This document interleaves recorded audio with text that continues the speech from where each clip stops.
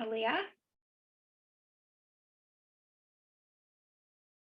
So hello everyone, once again, and welcome. It's so great to see all of you here. Again, if you are comfortable, please continue to introduce yourselves in the chat if you'd like. I'm Sharon Ladenson from Michigan State University. My pronouns are she, her, and I'm convener of the ACRL Contemplative Pedagogy Interest Group. And it's, again, my pleasure to welcome all of you to our spring program, Contemplative Pedagogy and Contemplative Inquiry, rather, as a service design and training technique. So we'd actually like to start today. We'd like to start by offering the opportunity to take a few moments to center ourselves. And I'm actually going to turn my camera off for a few minutes as I do this. So please feel free to do whatever you're comfortable with. If you want to turn your camera off or leave it on, whatever you're comfortable with. So I'm going to go ahead and turn my camera off.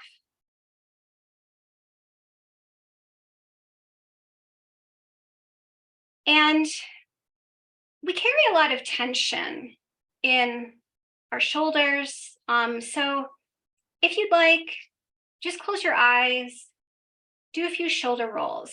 You can roll your shoulders back and roll them forward, either one at a time or both at the same time, whatever you feel comfortable with. And we can go ahead and do that again. Just a few gentle shoulder rolls, rolling your shoulders back and rolling them forward. And we can now take just a few moments to focus on our breathing. So let's start by inhaling very deeply on 4 counts. So let's start with 1, 2, 3, 4, and pause. And exhale deeply on 4, 3, 2, 1. And again, with just relieving that tension in our shoulders, take a moment just to push your shoulders down and back. Let's go again with the breathing. Inhale deeply on 4 counts. 1, 2, 3, 4, and pause. And exhale deeply on 4, 3, 2, 1. Pushing those shoulders down and back. If you'd like to do just a few more shoulder rolls, again, rolling your shoulders back, and then rolling your shoulders forward, whatever you feel comfortable with. Just to take a moment to shake things out a bit as we center ourselves and think about returning to our space here together. And when you're comfortable, just opening your eyes.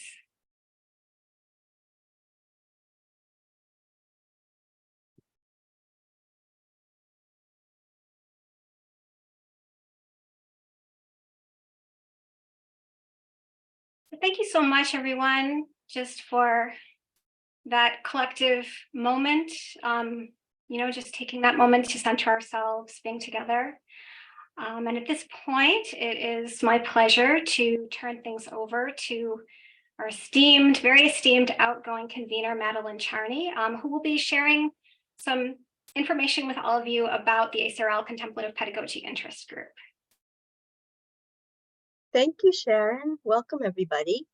I've got a few slides to share to tell our story.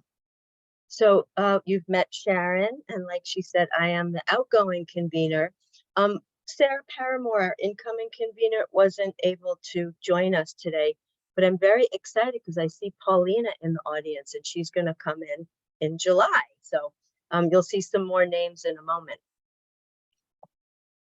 If you aren't a member yet, we have over 700 members of the Contemplative Pedagogy Interest Group. You can join ACRL and then add CPIG for free. So no cost to you and lots of benefits. And I have to say, I'm feeling a little nostalgic.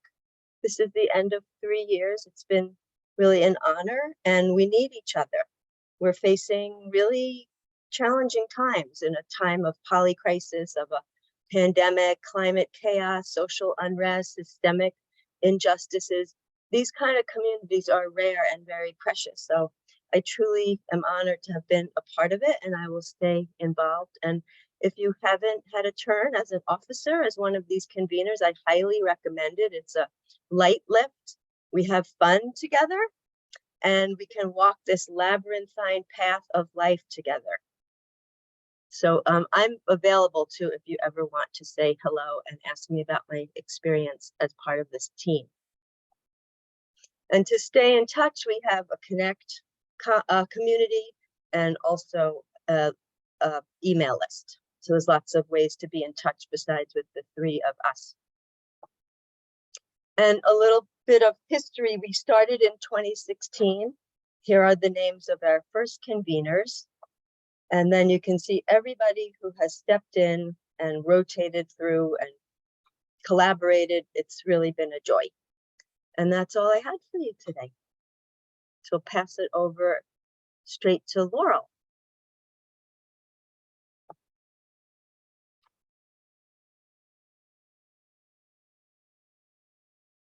Well, thank you so much, Madeline. Thank you so much for everything, for everything that you've done, your expertise, your service and your enthusiasm, and just your invaluable participation. So it's something that I know the interest group really appreciates it. And thanks so much for your leadership.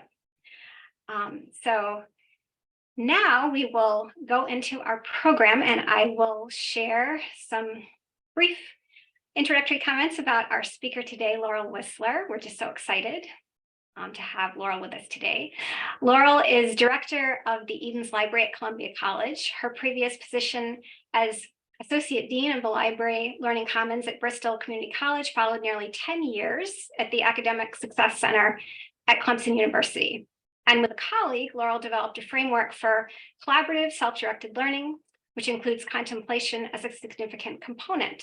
So again, we're just so pleased to have her here with us today. And with that, I will hand it over to Laurel.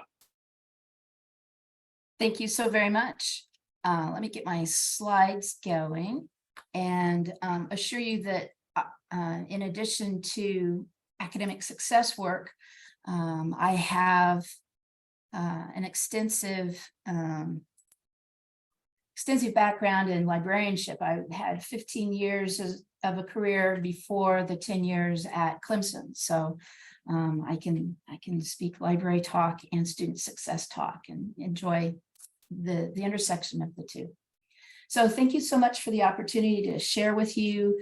Thank you for being here, and in advance for your engagement. If you have questions, please pop them into the chat, and we can take questions as they come. Hopefully there will also be time at the end of the session for some questions as well. So Yeah, just to note, Laurel, we did receive a comment in the chat about it, that the slides are in presenter view, so we just wanted to make sure that you were comfortable with that before you continue.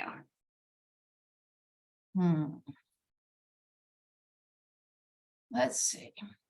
And that's okay, whatever you're comfortable with.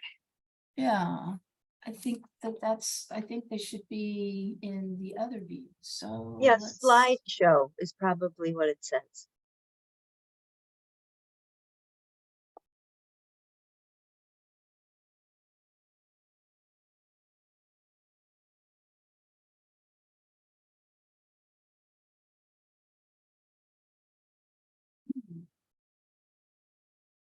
So I'm struggling with my windows here. And let's see. That's okay. Yeah, take your time. You're testing my mindfulness skills.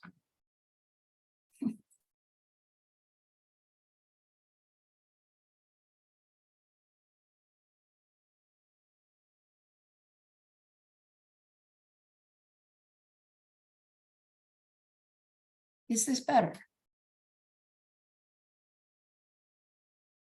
Yes, on my end. Yes. Mm-hmm. Okay, thank you so much. Yeah, thank you, Laurel.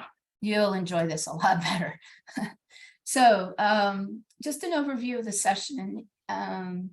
We'll explore the use of contemplative inquiry in a program that I developed with undergraduate peer mentors for a new service model for peer support.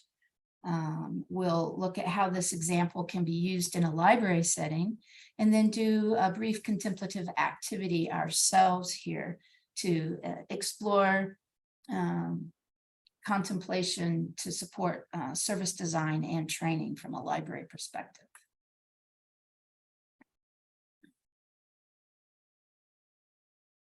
Let's jump way ahead. All right, so here we go. So the context is that at Clemson University in the Academic Success Center, in the semester that brought us the shutdown, but this was before that even was a concern, we were developing a learning lab as a reconceptualization of a service that provided an academic environment for students to study who needed that academic environment, but who didn't necessarily need tutoring support. We had a bit of a history of this as a math lab with a tutor there to provide some help getting connected with resources and to help students collaborate with each other. And this grew to add accounting, and then other people wanted different disciplines to be represented there. So we rebranded it as a learning lab and provided more intentional training to peer mentors to basically serve as tutors for the learning process. We developed a template to provide some structure for students to direct their own learning in an intensive focused study session with some metacognitive structure to set their learning goals, to plan how they were approaching their learning, show evidence of the learning, and then to evaluate whether they achieved their goals and what their next steps would be. So the goal was to develop students' learning capabilities within a peer-supported social learning environment. Now, since this was planned to be a social learning environment where students could collaborate with each other, or they could learn independently, but with other people there to provide them with support, wanted the training to also have the same mode to it, to be a social learning experience for the training. I also used a backwards design process with this Wiggins and McTighe understanding by design, so that the big picture goal of what we were trying to do and why it was important was familiar to the peer mentors going into the training, but providing some space for them to help with the program design. We had faculty student research opportunities at Clemson, and a number of these peer mentors were enrolled in that creative inquiry course to continue the programmatic design with me. This is intended to be a self-directed service, so I also wanted the training to have a self-directed component to it, so that the tutors understood what that felt like going into their support of these students to be self-directed. And so I used contemplation, particularly discursive meditation, as a vehicle for developing a vision of the service. So this is, this is a look at the part of the first page of our agenda. And in the slides, you'll have a link to the full training agenda. It was about 6 hours one day. The contemplative inquiry component lasted about 20 minutes. And then it preceded role playing, which was another opportunity for some self-direction and some design by the peer mentors. But the contemplative component included an introduction to discursive meditation, and contemplating the service from 3 different perspectives. So the introduction to contemplative inquiry was drawn from mystery teachings from the Living Earth. This is a wonderful book. I highly recommend it. Somewhat outside of the scope, but it addresses 7 laws of mystery. So law of wholeness, flow, balance, limits, cause and effect, and so forth. And the author includes meditation at the end of each law. And the activity we used was adapted from what I will read to you now. After talking a little bit about breathing slowly and deeply and relaxing, as we just did to open our session, the author writes, choose any material object that has a place in your life and explore the ways that it connects with the world outside itself. Whatever it is, the matter of which it is made came from somewhere else and will go to somewhere else. Energies from some other source, whether those were the forces of nature, the skilled hands of a craftsperson, or something else, made it what it is now, and other energies will unmake it in due time. Things that are not part of it provide the space in which it functions, the raw materials for its effects, and the meaning of whatever it does. All these are parts of the whole system of which that object is one small part. And so this was part of the meditation for the law of wholeness. And so I encourage students to take a pencil and meditate on the pencil,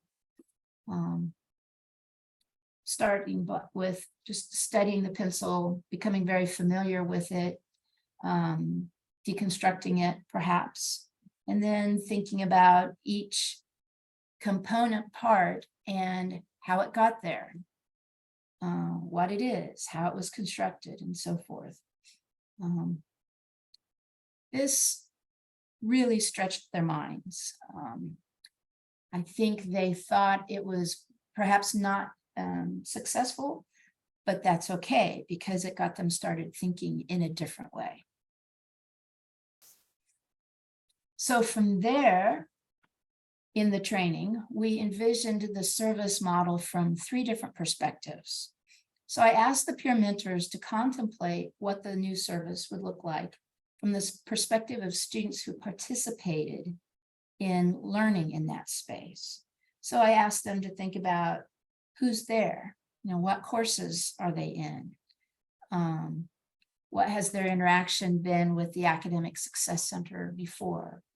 What do they bring with them? And material objects, but also feelings, emotions, identity, sense of belonging, what questions they might have,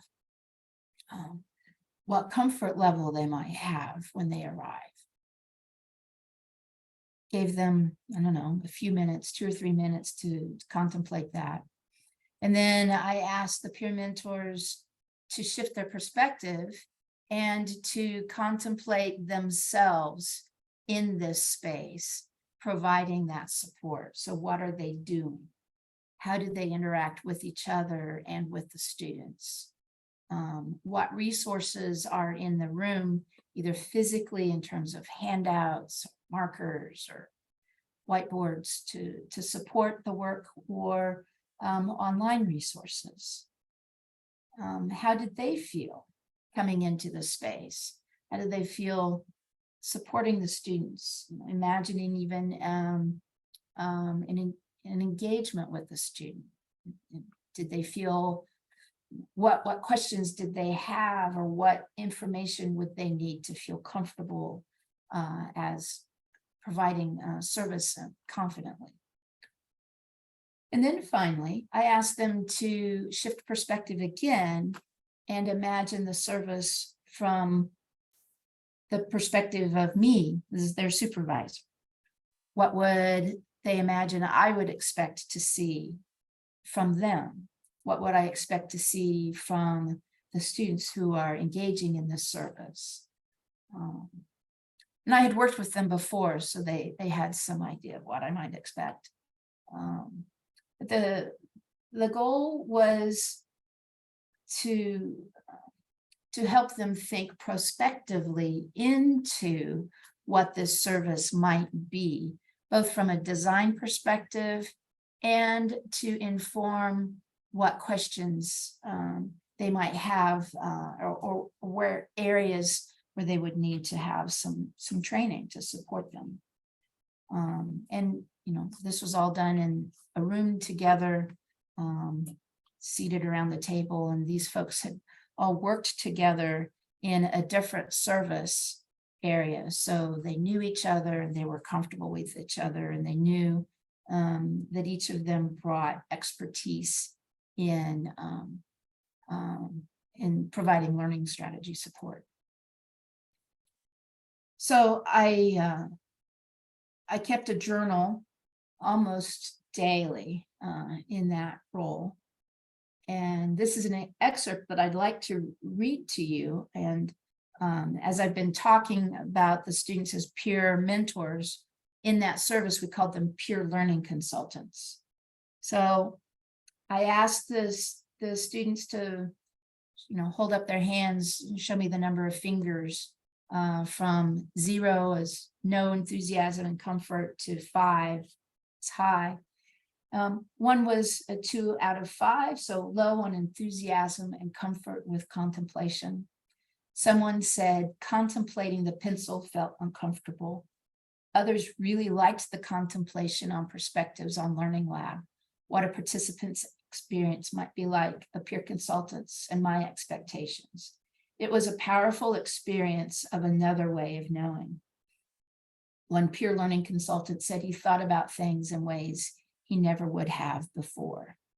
So this is, just one response that I captured, but it was heartening to know that this experiment in training really did have an impact. And later on in the semester, they referenced this training activity and the social setting for the training as being crucial for helping them understand what we were about with this new program.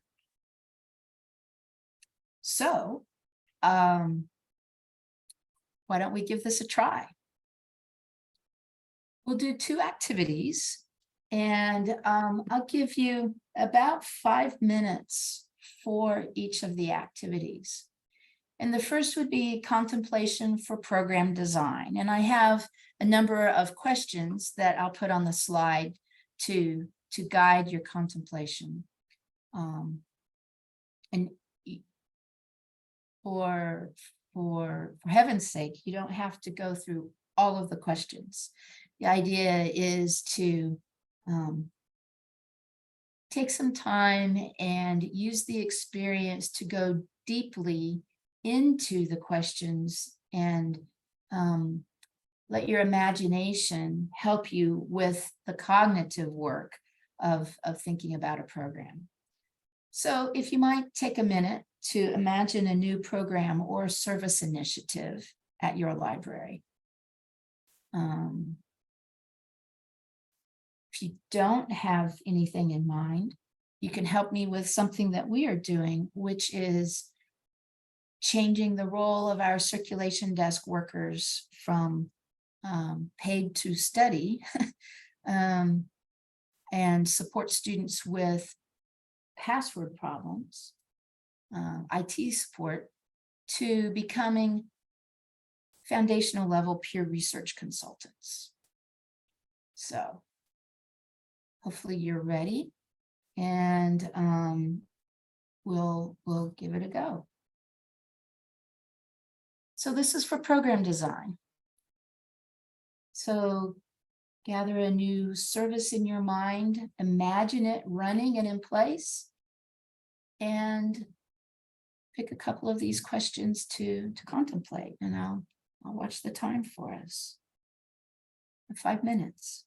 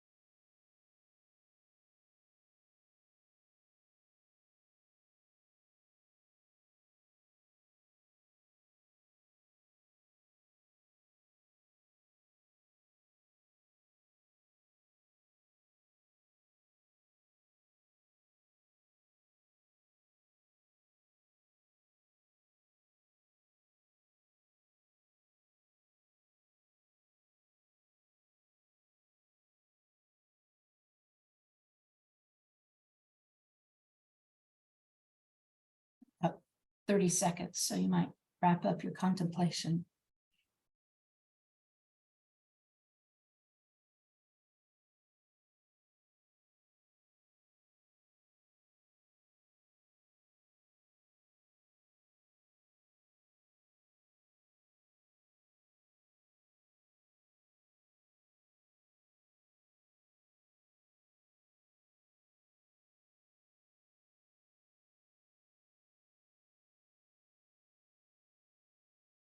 Okay. Give me a little bit of feedback, please. Was that too much time or not enough time? It's hard to tell from here. Thumbs up would be time was just right. Thumbs, yeah.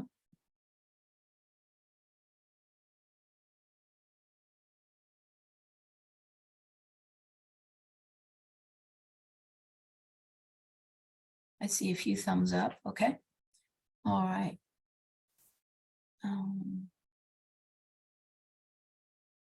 So the next aspect then would be to flip the perspective now that you have designed the program or the service in that first activity.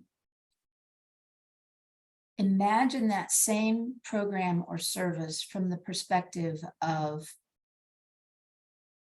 the service providers. So what do they do? What do they need to know? So forth. And then take a couple of minutes to consider this from this perspective of the users of the service. And then again, a couple of minutes from the perspective of the supervisor. So I'll give us the same 5 minutes, since I saw some thumbs up for that. I see a nod. Okay, that's helpful. And 5 minutes starts now.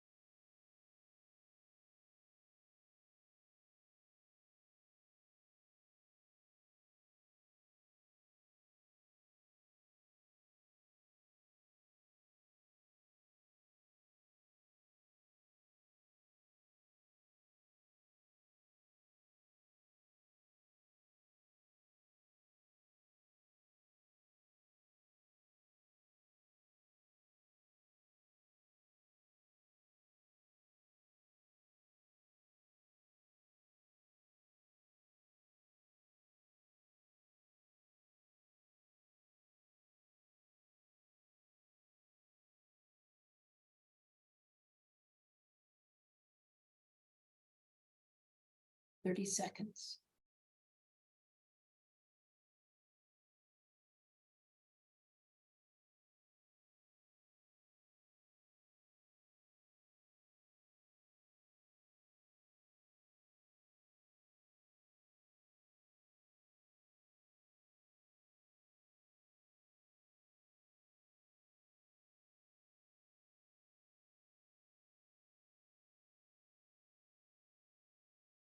Okay. Well, thank you for engaging in those two contemplation activities. I'd like to invite you to share out and talk about any of these 4 questions that you that I have on the screen here, whether you want to discuss how the outcome was different from your usual way of considering changes, and what affordances that brought you, or how that felt differently, or any new perspectives or insights that entered your awareness because you were contemplating, how you might invite people into planning and training using this in your own place, or even how you felt. So I can see the participants. So if you want to raise your hand, I suppose that might be the best, and I can facilitate a conversation. I think there's yes, Madeline. Well, I'll just start us off. I really appreciated that, Laurel. That quiet time to just be like, really pondering, so rare. The first thing that came to my mind was we need a contemplation room in our library. And this is becoming more and more common. I visited several myself, and it has not been an easy ask. I've presented to our past dean and had all kinds of recommendations of potential spaces. It was received with like, oh, interesting. Okay, we'll think about it. And then, time moved on, and a pandemic happened, and I still want to see this happen. So, can you go back to the slide before? Yeah. Because I can remember, and I'll just try to be brief, and even one more back. Sure. Okay, so it was easy for me to picture what this would look like since I've seen them already. They don't need a lot of resources. It's just like some soft furniture, pillows, chairs. It's pretty bare bones stuff. So that the physical part is pretty simple and inexpensive. So bumps and stuck places, lots of those, because you want a place that's like discoverable and can't be too hidden away. So it's like this sort of sweet spot, because things can go awry if they're in a strange, tucked away place, but you don't want it too public. So interesting. So it was all kinds of great questions. And then if you could go forward, and I'll just wrap up by saying, really thinking through in the embodied experience of all the people involved was really helpful and very empathic. So I thank you again for that. And you asked if we had any new thoughts. I was like, what if we highly encouraged people that work at the library to go in there themselves? Yeah. Right. Became part of our culture. Like, I'll be back soon. I'm going in the contemplation room for 10 minutes. For my break, I'm going to go, whatever, rest, meditate, sit. And then, of course, the guidelines for these rooms needs to be very clear, that it's not a place to study, use devices even. So it is a tricky thing in terms of managing it, but setting it up, not so much. So I hope that's enough of a share to get us started. Thank you. Yes, that's very helpful. Let's see. Just checking the chat. There were. Yes, I will be sharing the slides. Any other responses to the contemplation activity?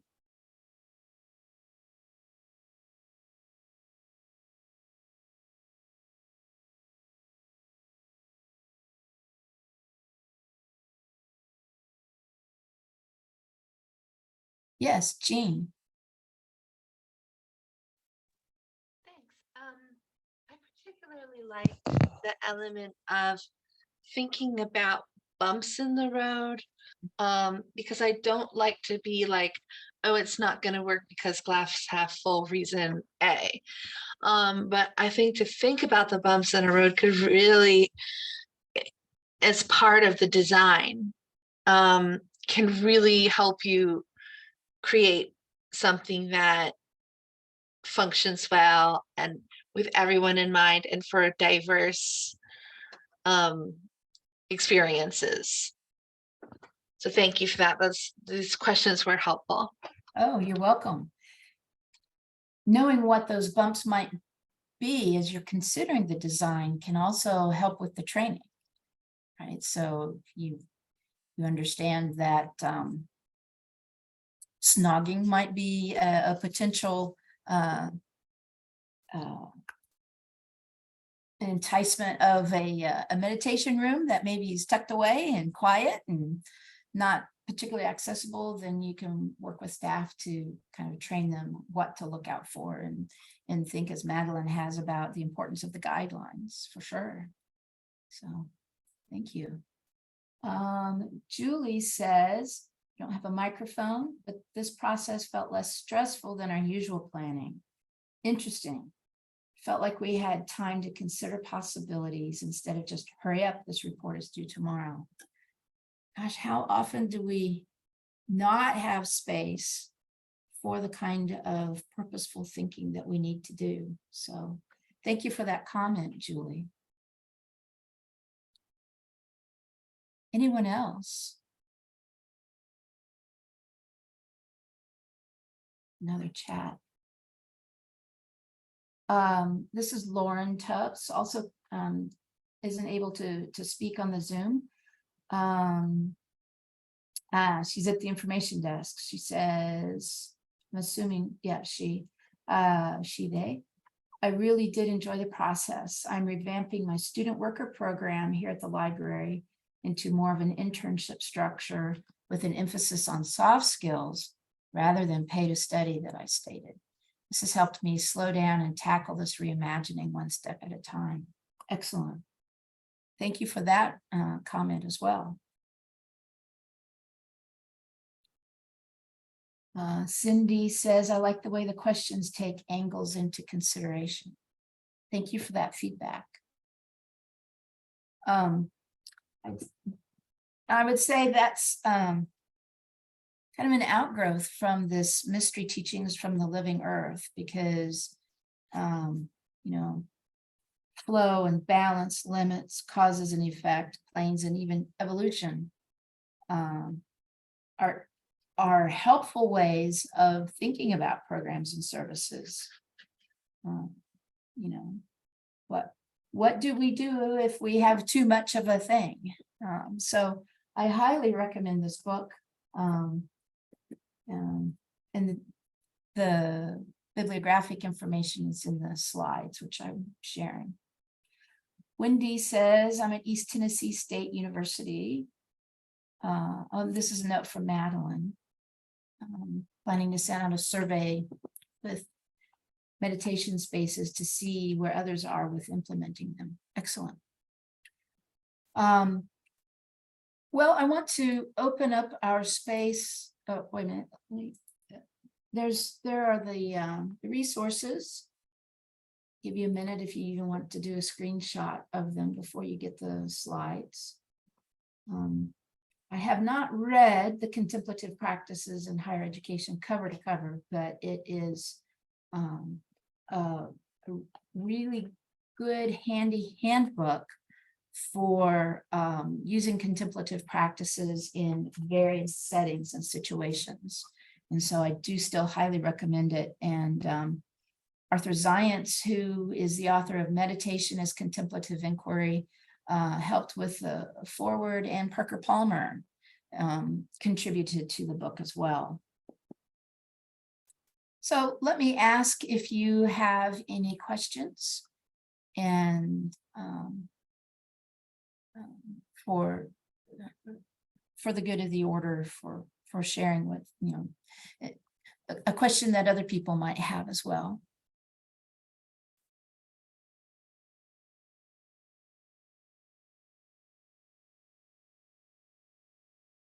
Yes, Madeline.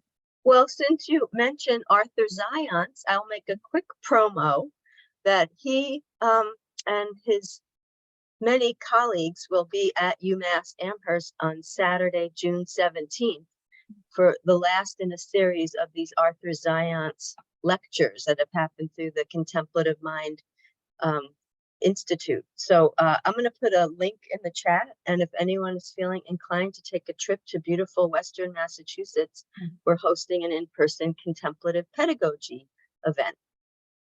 Thank you for that. I wish I was still up at Bristol. I would get over there for that. Vitalina asked, how do I prioritize reflective practice in my workday?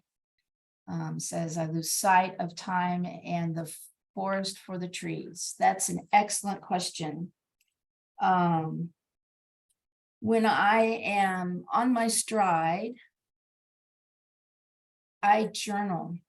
So I had a period of time where I would journal probably 4 out of 5 days of the week.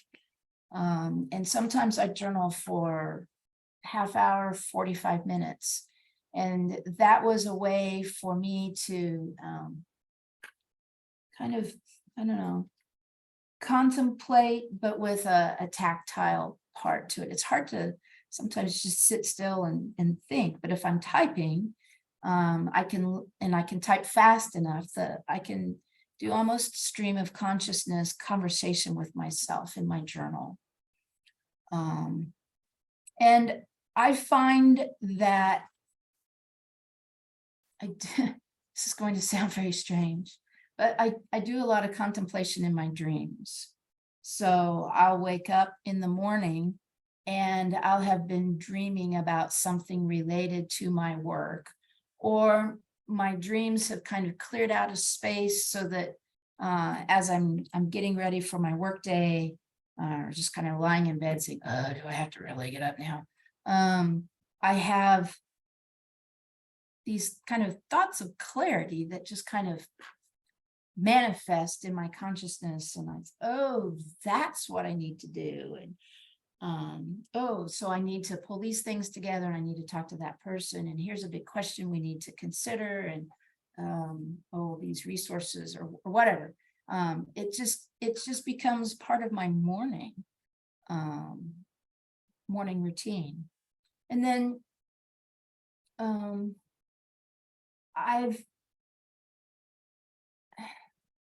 journaled so much and worked through this, mystery teachings, and read the Zions book, parts of it 2 or 3 times, that it just has become kind of my approach to thinking about things, is from a contemplative perspective. And so this might be the time to say that I'm a Quaker.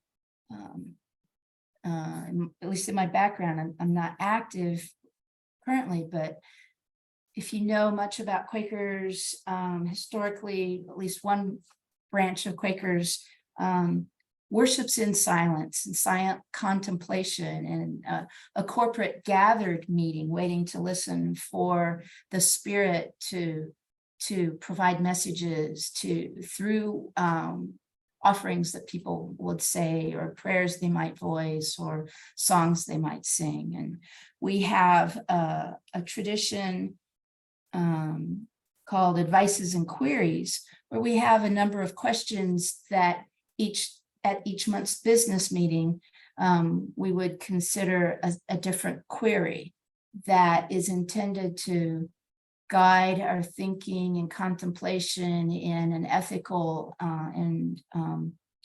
in ethical practice. or on spiritual concerns. So it's just kind of, it's how I'm wired. Yes. And she says we Quakers are disproportionately represented in librarianship.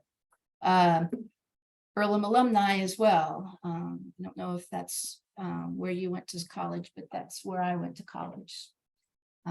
So Quaker school, Quaker librarians. Any other questions?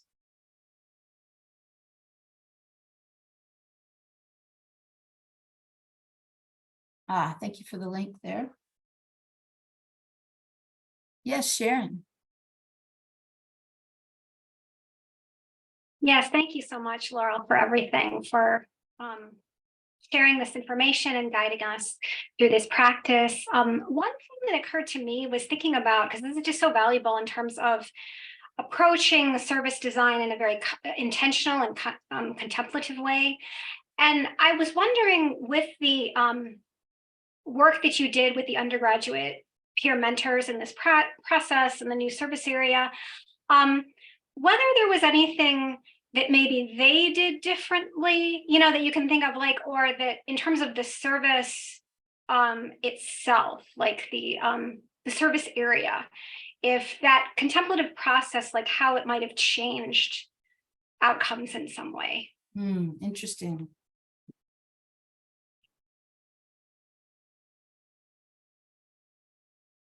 One thing that I can think of is related to the students who joined me in that creative inquiry course, because I taught it from the perspective of a self-directed, collaborative learning framework that I designed with a colleague. It's called Entangled Learning, entangledlearning.org, if you want to look at it.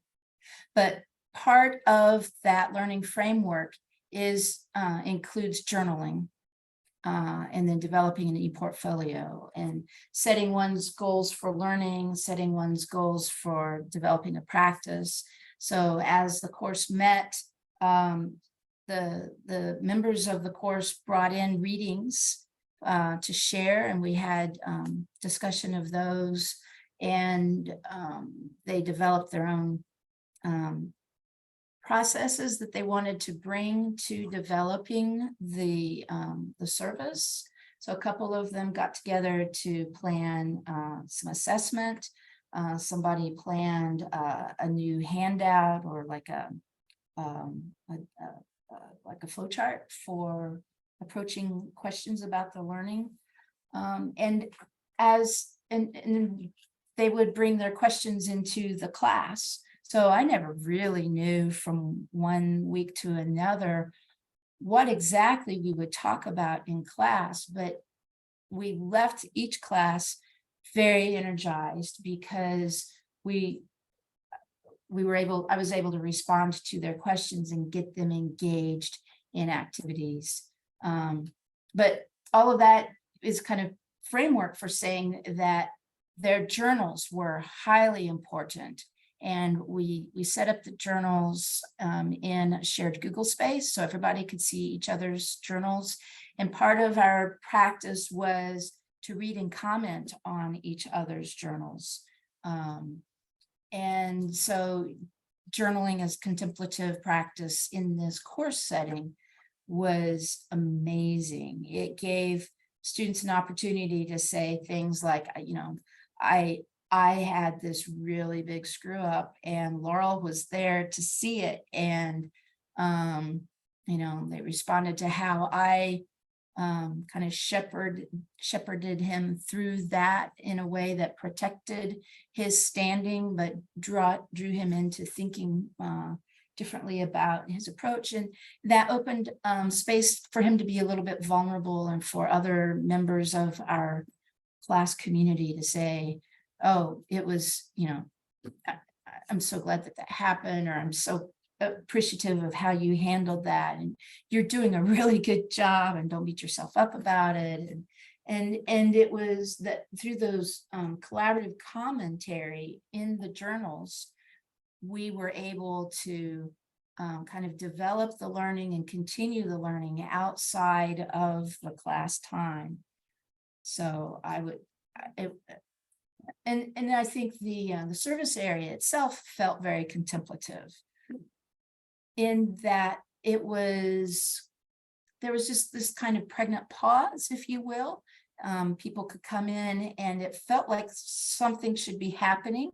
And it was an opportunity for people just to kind of be there as they needed to be, to do whatever learning and studying they needed to do, without feeling pressure to interact with the tutor or to respond to external expectations for what they should be doing during that time. Thanks for that question.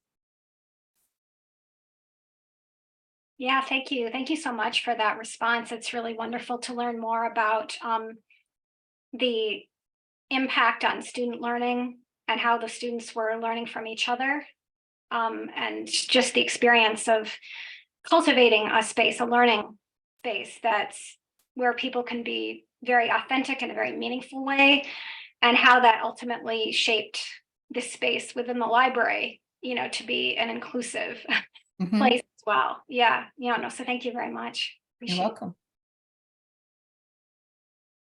I would just like to add quickly that in an undergraduate first year learning strategies course for students who came into the engineering program underprepared with their calculus skills, we built reflection opportunities into that course. And one of the comments in student evaluations at the end of the semester was that they were so thankful to have that time to reflect, to contemplate, because their other courses had so much stress in them. They had to be doing something all of the time. And this course gave them an opportunity to do that thinking and breathing. So wherever you have opportunities to provide meditation zones in your buildings or influence the pedagogy and any kind of curriculum you have, I encourage you to consider contemplation as a component. Thank you so much once again, Laurel. We really appreciate it. You're welcome. Yeah, at this point, I think we're going to go ahead and stop the recording.